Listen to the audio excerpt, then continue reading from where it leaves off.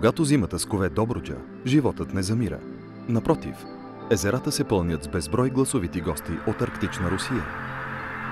Представители, сред които и застрашената червеногуша гъска. От ноември до март, значителна част от световната популация на този вид, наброяваща около 56 000 птици, зимува в приморска Добруджа. За да достигне до западното крайбрежие на Черно море, червеногушата гъска прелита цели 6000 км от арктичната тундра на Русия, на юг по долината на река Об, покрай планината Орал, през северен Казахстан и Южна Русия. Червеногушата гъска е най-дребната гъска в Европа и Азия и една от най-редките в света. Със своето ярко оперение, червеногушата гъска е сред най-красивите представители на гъските в света. Но за съжаление в началото на 21 век популацията й е намаляла почти наполовина. Международният съюз за защита на природата е поставил вида в категория застрашен, наред с тигъра и голямата панда. Единственото място на Земята, където червеногушата гъска гнезди, е Арктична Русия, в тундрата на полуостровите Таймир, Ямал и Гидан. До началото на 70-те години на миналия век видът е зимувал около Каспийско море. Поради смяната на посевите там от житни култури с памук, птиците променят зимовището си и сега цялата световна популация зимува в България и Румъния, а в по-топли зими частично в Украйна и дори Южна Русия. Гъските нощуват основно в Дуранкулашко и Шабленско езера, далеч от хищници и безпокойство. А сутрин излизат към нивите, където се хранят. Основната им храна са пониците от зимна пшеница и в опадалите зърна в царевичните стърнища.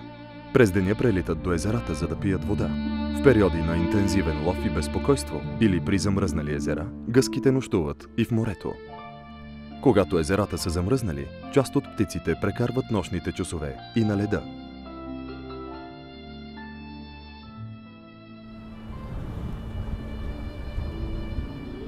За съжаление, северните части на България и местата по южната граница на Румъния през последните години не са най-гостоприемния домакин. В последното десетилетие безразборното застрояване, изграждането на многобройни ветроенергийни паркове в района, браконьерите и общата ловна преса стават все по-сериозна заплаха за пернатите. За да преживее успешно през зимата, червеногушата гъска зависи от наличието на подходящи и сигурни условия за хранене и почивка. Когато на птицата й се налага да лети повече, за да избегне безпокойството, причинено от хората, тя губи допълнителна енергия и се намалява шансът й за преживяване през тежките зимни месеци. Така не може да натрупа необходимите енергийни запаси, за да завърши успешно дългия път до Сибир. Различни промени в земеделските практики на местата за зимуване на червеногушата гъска могат да доведат до ново преместване на вида. Затова е нужно устойчиво развитие и запазване на традиционното земеделие в Добруджа, съобразено както с нуждите на хората, така и с нуждите на червеногушата гъска. Бумът на инфраструктурни промени в Добруджа също е голяма заплаха за оцеляването на вида. Ветропарковете, туристическите обекти и продължаващото строителство все повече ограничават териториите на зимуване на червеногушите гъски.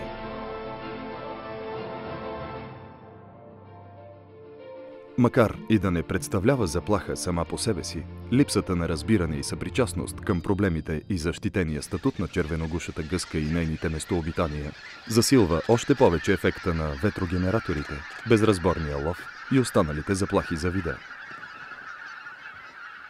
Ловът на 100 метра от бреговата ивица на Дуранкулашко езеро и Шабленски езерен комплекс е забранен с цел да се осигури максимално спокойствие на нощуващите гъски. Това, разбира се, не е достатъчно напълно от екологична гледна точка и, за съжаление, въпреки че тази ивица е съвсем тясна и тя се нарушава. Основният проблем на стрелбата от езерото е, че това прогонва гъските и те не нощуват в самите езера, а се месят да нощуват в морето, което води до много по-големи енергийни загуби за вида. И в дългосрочен план това може да доведе до факта, че гъските да променят местото си за зимовка, така да се каже, не около самите езера, например някъде на друго место. Това, както казах, е едно от нещата, които много често се нарушават от страна на ловците, и в тази връзка Българско дружество за защита на птиците в рамките на проект Life Plus сигурно зимовище за черногушата гъска организира патрули, които е нещо ново, смесени патрули между всички институции, които са отговорни за спазването на закона, както на природния закон, така и на ловния закон. Това са РДГ Варна, ДЛС Бълчик, РИОС Варна и разбира се местната полиция. Нашия опит от миналата година, а и тази година вече показва, че тези смесени патрули са много по-ефективни и водят до значително снижаване на нарушенията на ловното и природното законодателство. За решаването на проблемите, свързани с оцеляването на червеногушата гъска, от няколко години работи Българското дружество за защита на птиците. Съвместно с своите партньори, той изпълнява специалната програма LIFE на Европейски съюз за опазване на вида. Тя включва дейности от изключително значение за редуцирането на основните заплахи за рядката птица. Една от първите стъпки, които БДЗП и неговите партньори по проекта предприемат за опазването на червеногушата гъска, е събирането на данни за биологията и разпространението на вида в района. Част от тези дейности са телеметричните проучвания с помощта на GPS-предаватели, позволяващи проследяване на придвижването на вида в района и определяне на взаимовръзката между местата за нощуване и хранене. Тези изследвания се допълват от теренни проучвания на местата за хранене, въздействието и промените в поведението и начина на придвижване на гъските вследствие изградените ветроенергийни централи в района. Това от своя страна позволява на екипа на проекта да събере данни за оценка на екологичните изисквания на вида и да разработи подходящи природозащитни мерки. And we agreed all of the things that were the biggest threats to the birds. It would be a big problem if their feeding areas changed, if the farmers planted different crops that the birds did not use, if disturbance on the roosts, if illegal fishing and hunting continues on the roosts, this will cause problems for the birds. So we identified 3 or 4 of the biggest threats, the biggest problems for the birds during winter.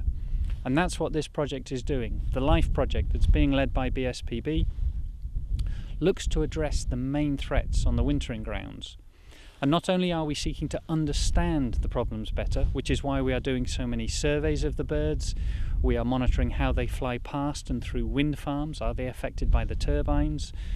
We are monitoring exactly how they use the landscape. We should be able to understand whether disturbance has a big effect, so if hunting causes birds to have to spend more time feeding. And we will develop solutions for these problems. So we are working with the farmers to develop an agri-environment scheme. We are working with the local authorities about how to develop proper planning. So if there are new developments or new turbines, they can be built where and in a way that causes the least problem for the red-breasted geese. So this project is taking the biggest problems for this species in winter and developing solutions. So not only will it ensure, when it is finished, that the red-breasted geese can live here and continue to come to Dobruja and to survive in good numbers, it should be a model that we can take to Romania and Ukraine and bits of Russia as well, because the problems are similar and we will have some solutions that we can share with them, and hopefully it will mean that throughout the whole of its wintering ground, the red-breasted goose can come here in safety each winter. Освен предавателите и теренните проучвания на вида, експертите на БДЗП и неговите партньори работят по решаване на проблемите с фермери в района, които на практика осигуряват със своята дейност хранителните местообитания на зимуващите гъски. В рамките на проекта БДЗП и партньорите им разработиха регионална агроекологична мярка за хранителните местообитания, целяща подходящо управление на земеделските земи и подпомагане на местните фермери, които осигуряват подходящи условия за хранене на вида. Създадената мярка бе тествана в рамките на пилотна агроекологична схема, в която взеха участие над 11 земеделски кооперации и фермери от община Шабла. Гъските са от десетилетия зимуват в нашия район, покрай блатата, Шабленско и Дуранко-Машко езеро, но в зависимост от това колко са като брой и колко време остават тук, понякога, като се задържат, нанасят и щета на посевите от пшеница. Когато нанесат щетата, тогава вече възникват и проблемите с земеделците и е нормално, но благодарение на взаимодействието с Българското дружество за защита на птиците от последните няколко години нещата започнаха да се проявяват, да се поизглаждат и започна да се проявява едно по-голямо разбиране към конкретно зимуващите гъски. Надяваме се резултатите от това, което е видяно, да бъдат приети в една нова мярка за подпомагане на земеделските стопани, които пряко засегнати от зимуването на гъските. Доскоро имаше едно недоверие между местните земеделци и хора и природозащитните организации, но благодарение на БРСДП-то и присъствието им от няколко години насам, с тяхната активна работа, хората започнаха да се отнасят с по-голямо разбиране и към тяхната работа по опазване на гъските и към това необходимостта гъските да зимуват тук при нас. Нещата започнаха да придобиват като партньорски характер, включително и нашата фирма, която работи с тях от няколко години и участваме в този проект и сме доволни от нашата съвместна работа и смятаме да продължим, ако има занапред такива мероприятия. Реално за един по-едър земеделски стопанин, разбирайте от порядъка над 1000 декара арендовани земи или кооперация, независимо по какъв начин е обработена земята, птиците не могат да не са чак толкова големи проблеми. Птиците не са от 1 или 2 години, те са от векове тук. И от друга страна пък не може да ги унищожиме, защото в крайна сметка те са част от цялата екосистема. Ако унищожиме тях, това означава да унищожим екосистемата. Конкретните действия за опазването на червеногушата гъска включват популяризирането на опазването на вида и неговите местообитания в рамките на проекта по програма LIFE. За тази цел БДЗП и неговите партньори разработиха образователна програма за училищата в района на проекта. А съвместно с местни партньори бе създаден първият в страната фестивал на хвърчилата, насочен към популяризиране на района като атрактивна дестинация за алтернативен природосъобразен туризъм. Сред местните партньори е Зеленият образователен център на община Шабла. Мисля, че този фестивал даде възможност на община Шабла един път да направи общината по-атрактивна и красива с една феерия от цветове. От друга страна предостави на Зеления образователен център възможност да дообогати своите инициативи за деца и хем да обърне внимание на този чудесен вид и за неговото популяризиране и опазване, хем и да допринесе с една чудесна туристическа и образователна атракция, както за децата, така и за възрастните. Образователните дейности за Зеления център са нещо изключително важно. Това е една от услугите, които ние предоставяме. И благодарение на проекта имахме възможност да ги развием, да обогатим. Всички дейности, които бяха развити около орнитологията и по-специално опазването и популяризирането на червеногушата гъска, направиха тези дейности по-интересни и по-характерни за района.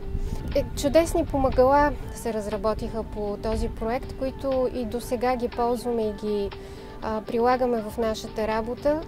Обучиха се аниматори, които работят с мен и всъщност всички наши предложения към училища и всякакви туристически сдружения, свързани с деца, са изградени на базата на тези основни материали.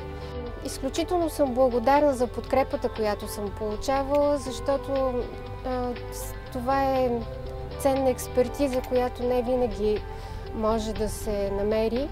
Не на последно място, разбира се, и сътрудничеството с община Шабла и Зеления център на общината, което е насочено към повишаване интереса и така да се каже местната гордост от това, че редица ценни видове се срещат в района на Приморска Добруджа и един такъв значим вид като червеногушата гъска зимува основно в този район, което би могло да бъде голям потенциал за развитие на туризма в общината и за различни дейности, свързани с опазването на вида, тъй като в голямата си част туристическия поток е свързан основно през лятната част, а гъските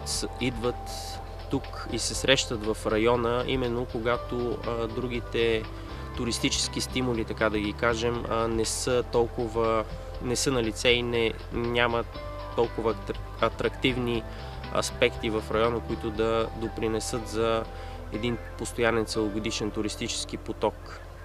Това е един изключително рядък вид, един от най-редките видове на планетата, тъй като това е един вид, който може би след 5-10 години вече няма да се среща на планетата, ако разбира се ние всички не направим максимални усилия да го спасим. За 5 години Българското дружество за защита на птиците и неговите партньори изпълниха най-важните действия за спасяването на един рядък и ценен животински вид – червеногушата гъска. Но и тук важи правилото за всички изчезващи видове. Оцеляването им зависи от усилията на всеки един от нас.